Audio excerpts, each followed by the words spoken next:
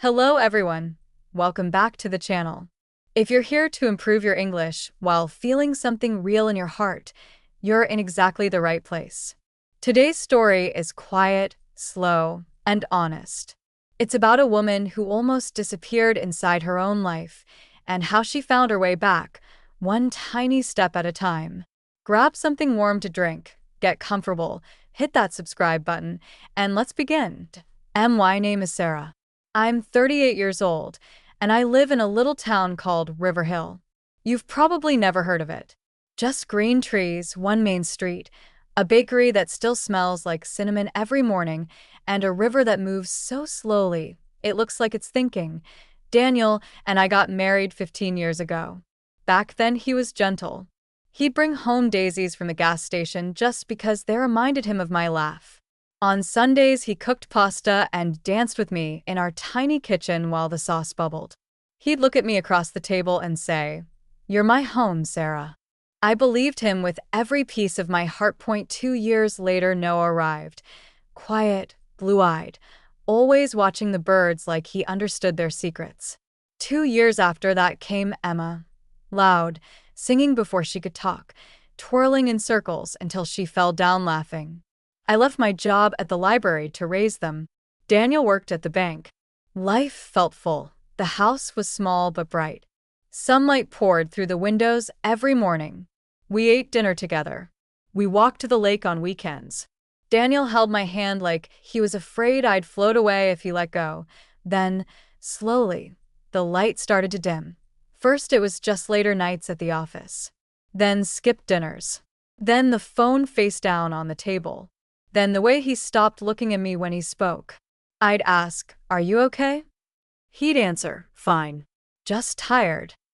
I told myself tired was normal. I told myself love gets quiet sometimes. But quiet turned into silence. Silence turned into distance. Distance turned into a stranger sleeping beside me. One winter afternoon, I found a hotel receipt in his coat pocket. 2 hours away. Two names, Mr. D. Taylor and Miss Clara. My stomach dropped so fast I had to sit on the floor. When he came home, I held up the paper with shaking fingers and asked, "Who is she?" He looked me straight in the eyes and said, "A co-worker. Work trip. That's all."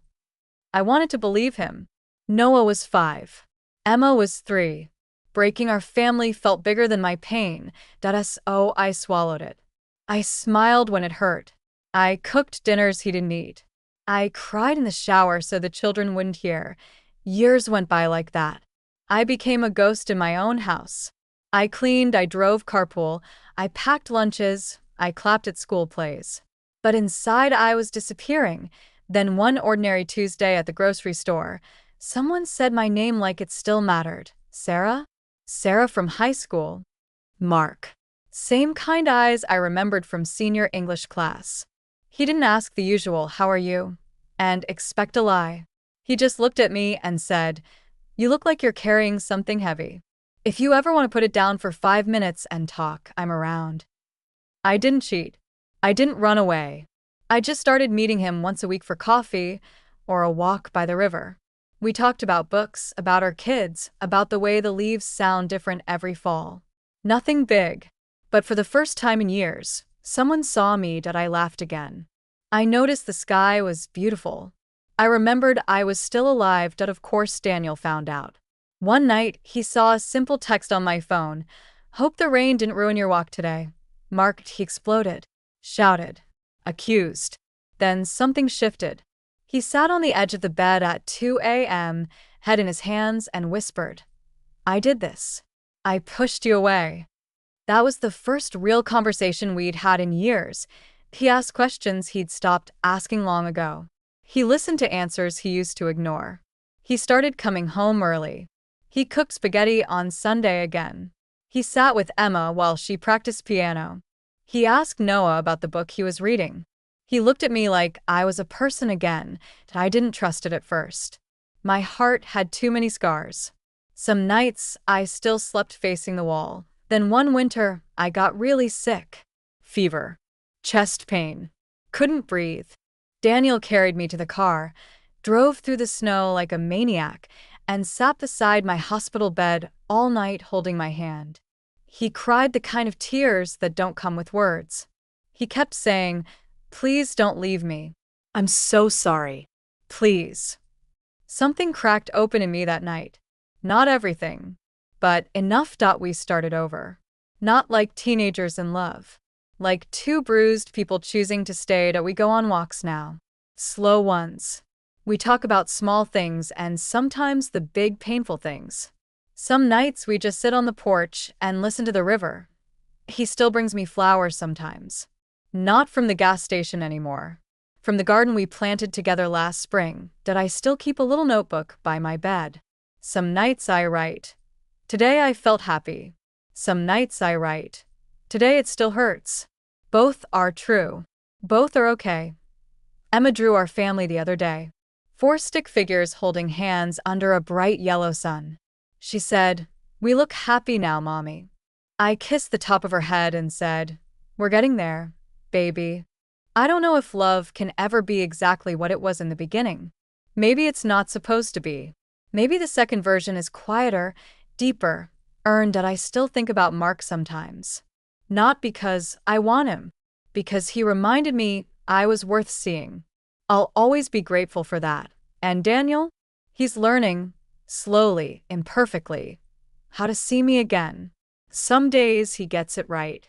Some days we both mess up. But we keep choosing each other. That's what healing looks like. Not a movie ending with fireworks.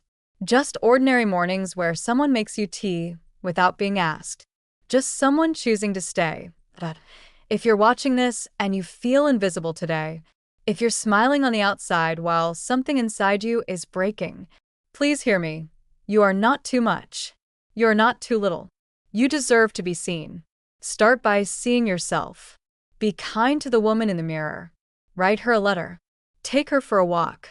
Let her cry if she needs to, because one day the light comes back. Not all at once. Just a little at a time. Like sunrise over River Hill, and when it does, you'll be ready to feel it.